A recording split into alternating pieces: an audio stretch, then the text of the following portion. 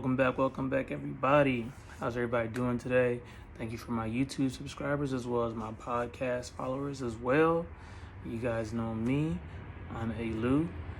This is another episode of 24-8 Lou with my famous background noises. My background noises never disappoint. There's one thing I know about living downtown, and is you can never be disappointed because there's always gonna be ambulances, planes, something that's going on. Thank you guys for tapping in with me for another episode. For you guys that don't know, for YouTube new followers, you can find me on all major platforms, 24-8 Lou. And for my podcast people, Aaron Michael Lewis on YouTube. And for all other platforms that I have, TikTok, Instagram, all that good stuff, it's at the end of this video. So please check it out. Give me a like and a follow. I appreciate all of you all. But let's talk about my topic today. I wrote down some notes. I may touch on them, but I'm just like, you guys know me. I just love going off a whim and just going off the top of my head. But I wanted to talk about myself, but also generalize it about me being single. I think it's been over a year now. People, they call me, because my brother, he's always in a relationship. I'm not. We have different views on it. We have different experiences, but I've got to see him be such an amazing, boyfriend, husband, father. He's just an individual who has carried those type of traits and attributes with him. And I wouldn't say until I'm 34, about 4 or 5 years ago, until I started making that transition into seeing the value in that. Before, I was very boyish and I was very immature and I didn't really know what I wanted. I didn't know what to do or what to say or anything like that. And in those moments, I lost a lot along the way. You live and you learn. And I think that's something that's important that you have to realize and you have to embrace, you have to process. But now, especially for the last 2 years, I would specifically say for the last 2 years, I've gotten to know me more. And it was all about me. See, I always thought it was about the other person that I was involved with. I thought it was about everybody else around me that made me the way that I was, but I just didn't know who I was, in a sense. And I was very lost in that. Dealing with, some trauma from my childhood and me growing up and things that I've seen, things that I've heard, and things that I've experienced. I put a stamp on every girl that I ever made, and it wasn't, no, I'm not talking about like things like that. I'm talking about a stamp in my eyes to how I viewed them. And it was like I didn't really see value in a relationship. So it was really not even about them. It wasn't about the individual, it was about the situation. It was about the relationship between two people. It was about, and people think I have commitment issues. I don't think it was even commitment. I couldn't even get to commitment. My vision couldn't even get there yet. I couldn't get past just an actual genuine connection with another person, another soul that I'd met in this world that I'm living in. So let's start there. My connection was purely based off physical attraction. It was purely based off everything just visual and everything that was surface. It had nothing to do with anybody underneath. It was just like, all right, what can I benefit from the situation? Like sexual desires. And I'm so glad that I'm able to talk about this with you all, because it's something that I think a lot of people go through. A lot of people avoid too, man. And so mine was led by ego. I was a male in this world, chromosomes, built up genetically, and that was it. I might as well have been like a science experiment, because I had no soul at first. I mean, if you want me to be honest with you. And then I kind of it clicked for me.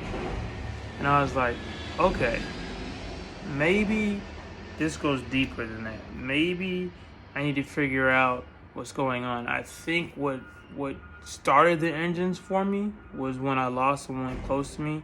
They took their own life. Rest in peace. And I started looking at things differently, because I saw life that meant so much to me.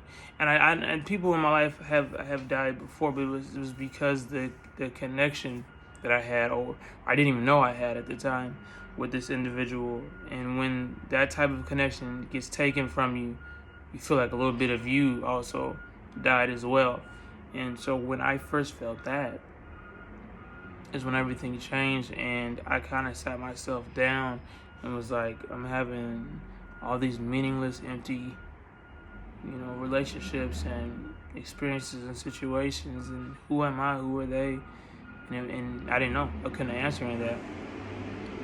That was the first time I started to transition into, a different type of person, from a male to a man, and then I started embracing all of me, my emotions, my feelings. Because at first I would just bury them all and only have one type of feeling, and that's not the way to live.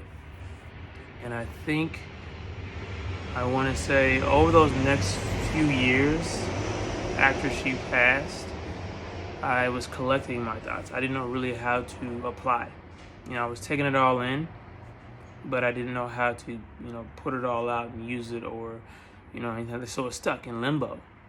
And then about 30, when I was around 30, 29, 30, even 28, I started to rebuild relationships that was at once traumatic to me. The ones that kind of held me back because I didn't allow myself to, change or be. And then I realized everybody's human, number one. So the mistakes people make, the things people go through, we get so mad because what they do or how they hurt us. And sometimes I will say it's unforgivable for some, but if you're still standing, you're still breathing, and you're able to, I'm not saying go back to that person. I'm not saying go back to that same hurt. Forgive and forget. Easier said than done, but I forgave. And I was like, that's not me no more, because it was becoming me. The pain was me. And I had no idea who I was myself. All that stuff bottled up, drowned who I truly was. So once I got through that relationship, I started to see life differently and connections differently, and just allowing people to be who they are. I think that was the biggest thing that I learned. Like, I didn't look at somebody through how I would live their life. I looked at somebody like, wow, this is a brand new person, brand new palette. How, just allowing clean plate, clean slate. What could I learn from them? And I've talked about it in previous podcasts and YouTube videos, to where, we don't ever, when we try to date somebody, we don't even try to go through the friend thing anymore. We're just like, this person is a candidate for marriage. And I just meet everybody, with a clean slate. Like, let's be friends first. Because if we can't even get that basic, fundamentally sound type of relationship going, why would I think we could be anything else or anything more? So let's be friends first. So anybody I meet, and I love that, because I don't have any hidden motives. I don't care how attractive you are. I don't care what, financially stable you are. I don't care what you bring to the table. That's all cool, man. Everybody has their thing. I just want to get to know you, to the core of you. And I think that's what's changed for me. And I think that's what helped me get to where I am now. Yes, I'm still single.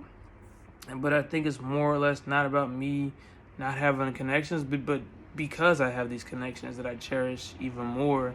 Now I'm not hesitant, but now I'm more purposeful. I'm like, all right, man, this is a beautiful thing to have these type of friendships or relationships, and I want to make it even more real. I want to build upon this and see where it can go, and I think it's important. And I think I now am invested in all the connections and relationships that I have. You guys are getting the grand tour of my background noises, but I love it. Makes me feel more comfortable too, talking to you all. But now my connections, they're more. So I sit single now, and I think people get that mixed up with independent and things like that. Being single is learning how to be with yourself. It's not learning how to be alone. Two different things. To be with yourself. Actually be with yourself. Be present with yourself. Be who you are. Learning who you are. Loving who you are. I think people lose grasp on that because they're single, but they're still doing the same things if they were in a relationship or whatever. Like, they're just running around like a chicken with their hair cut off. They have no idea. They're running amok. They're avoiding what they've been trying to figure out this whole time. So I look at being single, I'm being with myself right now. I'm in a relationship, I have a connection with myself, and I'm enjoying it. And I am not blocking anything that comes my way. I think now I'm open to a lot of things I wasn't open to before. So at times, yeah, it's like, oh man, like I want to share this with somebody. I want to share this new growth with somebody, but maybe that person's not ready. Maybe my person's not ready. I think most people always say, and I love that, when people think it's just like one soulmate in the world. No, you don't have one soulmate. You have so many strong soul connections. Don't ever stop yourself or block yourself from that type of love, because you'll get to meet so many beautiful people along the way. But I think it's more or less allowing yourself. So in me being single, I know where my faults were. I know where there was room for improvement, and I know where I am now and who I am now. And who I am now may change tomorrow, but I'm allowing that to be, and I want to learn from that. And so I think in all, today's world with dating apps and social media and things like that, people like to use that as an excuse to why they aren't finding success in love, or finding what they're truly looking for in love. It's not. You still got to get out there and live. Your energy will vibrate, and somebody else will be attracted to you. You just got to keep doing you, and never lose that. And I think that's what people sometimes are scared of, is hurt. Hurt is hurt. You gotta go through all the emotions to really live. And if you're not really living, that's what it is. You can't try to avoid certain type of emotions. We were given these emotions, and we were given these feels for a reason, to process them all. So I appreciate you guys tapping in with me. Hopefully, it was helpful to some, but it was just very therapeutic for me to get that out. And thanks y'all for listening. You guys know me. I'm A-Lou. This is another episode of 24/8 Lou. My special guests, all the background noises, they're always there for me. And you guys know my mantra: SAGE, sacrifice, achieve, grow, exceed. Until next time, y'all stay blessed.